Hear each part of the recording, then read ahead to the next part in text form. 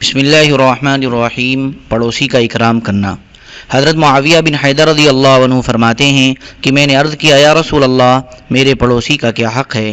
حضور صلی اللہ علیہ وسلم نے فرمایا، اگر وہ بیمار ہو جائے تو تم اس کی عیادت کرو، اور اگر اس کا انتقال ہو جائے تو تم اس کے جنازے میں جاؤ، اور اگر وہ تم سے قرض مانگے تو تم اسے قرضہ دے دو، اور اگر وہ فقیر اور بدحال ہو جائے تو تم اس کی پردہ پوشی کرو کہ ایسے چپکے سے اس کی مدد کرو کہ کسی کو اس کا پتہ نہ چلے، اور اگر اسے کوئی اچھی چیز حاصل ہو جائے تو تم اسے مبارکباد دو، اور اگر اس پر کوئی مصیبت آ جائے تو تم اس کو تسلی دو، اور اپنی عمارت اس کی عمارت سے اونچی نہ بناؤ کہ اس سے اس کی ہوا بند ہو جائے گی، اور جب بھی تم ہڈیا میں کوئی سالن پکاؤ تو چمچہ بھر اس میں سے اسے بھی دے دو، ورنہ تمہارے سالن کی خوشبو سے اسے بے چینی اور تکلیف ہوگی، کیونکہ اس کے گھر میں کچھ نہیں ہے اور تمہارے یہاں ہے۔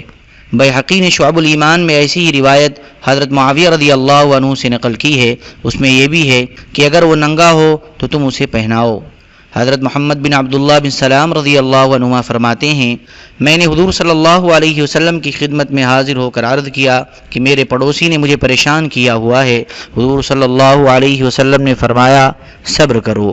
کچھ عرصے بعد میں نے دوبارہ جا کر عرض کیا کہ میرے پڑوسی نے مجھے بڑی تکلیف پہنچائی ہے۔ حضور صلی اللہ علیہ وسلم نے فرمایا، صبر کرو۔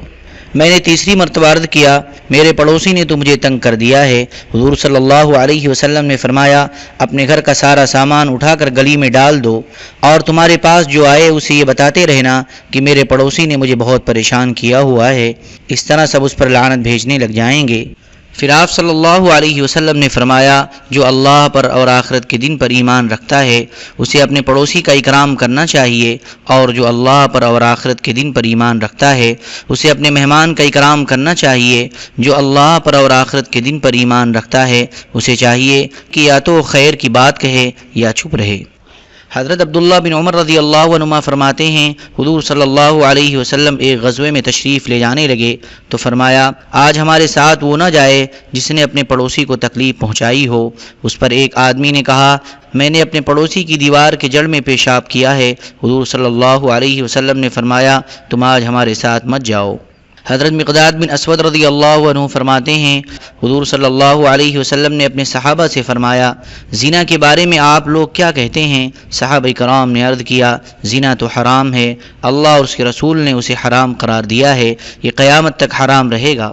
آپ صلی اللہ علیہ وسلم نے فرمایا، آدمی 10 عورتوں سے زنا کر لے، اس کا گناہ پڑوسی کی بیوی سے زنا کرنے سے کم ہے۔ پھر آپ صلی اللہ علیہ وسلم نے فرمایا، آپ لوگ چوری کے بارے میں کیا کہتے ہیں؟ صحابہ کرام نے عرض کیا، چونکہ اللہ اس کے رسول نے اسے حرام قرار دیا ہے اس لیے یہ حرام ہے۔ آپ صلی اللہ علیہ وسلم نے فرمایا، آدمی 10 گھروں سے چوری کر لے، اس کا گناہ پڑوسی کے گھر سے چوری کرنے سے کم ہے۔ حضرت مطرف بن عبداللہ رضی اللہ عنہ فرماتے ہیں، مجھے لوگوں کے واسطے سے حضرت ابوذر رضی اللہ عنہ کی ایک حدیث پہنچی تھی، میں چاہتا تھا کہ خود ان سے میری ملاقات ہو جائے تاکہ وہ حدیث ان سے براہ راست سن لوں۔ چنانچہ ایک دفعہ ان سے میری ملاقات ہو گئی تو میں نے ان سے کہا، اے ابوذر، مجھے آپ کی طرف سے ایک حدیث پہنچی ہے، میں اس حدیث کو براہ راست آپ سے سننے کے لیے آپ سے ملنا چاہتا تھا۔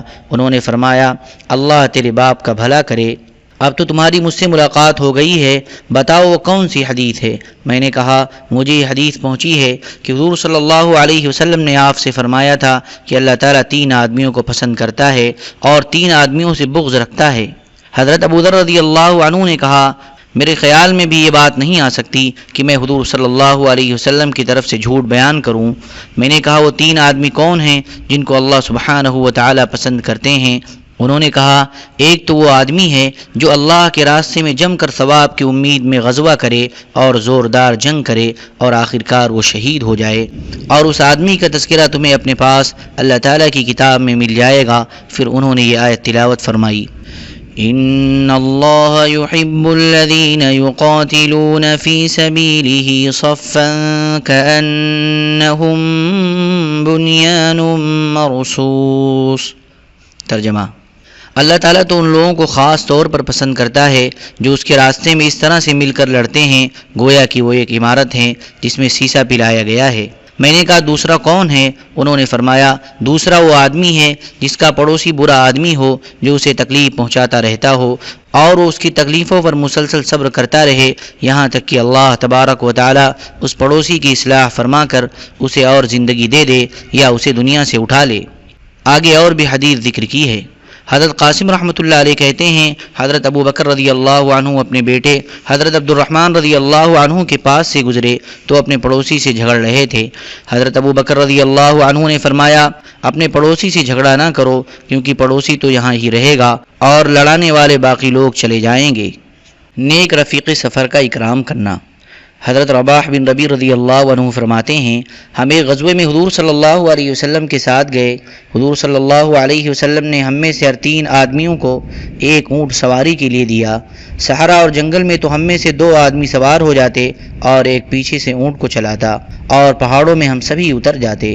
حضور صلی اللہ علیہ وسلم میرے پاس سے گزرے، میں اس وقت پیدل چل رہا تھا۔ حضور صلی اللہ علیہ وسلم نے مجھ سے فرمایا اے رباح میں دیکھ رہا ہوں کہ تم پیدل چل رہے ہو، کیا بات ہے؟ میں نے کہا میں تو ابھی اترا ہوں، اس وقت میرے دونوں ساتھی سوار ہیں۔ اس کے بعد حضور صلی اللہ علیہ وسلم آگے چلے گئے اور آپ کا گزر میرے دونوں ساتھیوں کے پاس سے ہوا جس پر انہوں نے اپنا اونٹ بٹھایا اور دونوں اس سے اتر گئے۔ جب میں ان دونوں کے پاس پہنچا تو دونوں نے کہا تم اس اونٹ پر آگے بیٹھ جاؤ اور مدینہ واپسی تک تم یوں ہی بیٹھے رہو، ہم دونوں باری باری سوار ہوتے رہیں گے، تمہیں اب پیدل نہیں چلنا ہے۔ میں نے کہا کیوں؟ ان دونوں نے کہا حضور صلی اللہ علیہ وسلم ہمیں ابھی فرما گئے ہیں کہ تمہارا ساتھی بہت نیک آدمی ہے، تم اس کے ساتھ اچھی طرح رہو۔ لوگوں کے مرتبے کا لحاظ کرنا۔ حضرت عمرو بن مخراق رحمۃ اللہ علیہ کہتے ہیں ایک مرتبہ حضرت عائشہ رضی اللہ عنہا کھانا کھا رہی تھیں کہ ان کے پاس سے ایک باوقار آدمی گزرا، اسے بلا کر انہوں نے اپنے ساتھ کھانے پر بٹھا لیا۔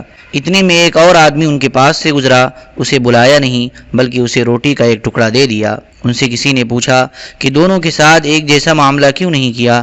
حضرت عائشہ رضی اللہ عنہا نے فرمایا ہمیں حضور صلی اللہ علیہ وسلم نے اس بات کا حکم دیا ہے کہ ہم لوگوں کے ساتھ ان کے مرتبے کے مطابق معاملہ کریں اور ہر ایک کو اس کے درجے پر رکھیں۔ حضرت میمون بن ابی شبیب رحمۃ اللہ علیہ کہتے ہیں ایک مانگنے والا حضرت عائشہ رضی اللہ عنہا کے پاس آیا اور اس نے مانگا۔ حضرت عائشہ رضی اللہ عنہا نے فرمایا اسے ایک ٹکڑا دے دو۔ پھر ایک باوقار آدمی آیا تو اسے اپنے ساتھ دسترخوان پر بٹھا لیا۔ کسی نے ان سے پوچھا آپ نے ایسا الگ الگ معاملہ کیوں کیا؟ حضرت عائشہ رضی اللہ عنہا نے فرمایا ہمیں حضور صلی اللہ علیہ وسلم نے حکم دیا۔ آگے پچھلی حدیث جیسا مضمون ذکر کیا۔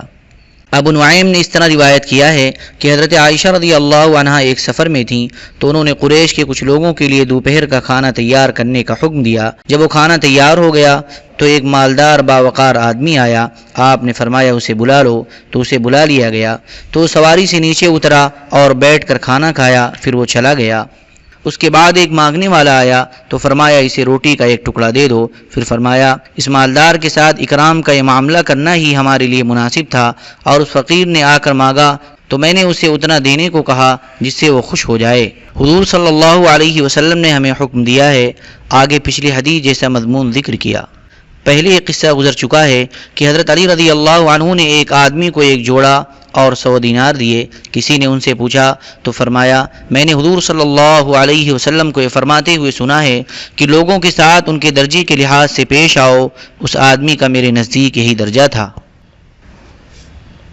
اللہم صلی علی سیدنا وحبیبنا ومحبوبنا ومولانا محمد وبارک وسلم۔ سبحان ربک رب العزة عما یصفون وسلام علی المرسلین والحمد للہ رب العالمین۔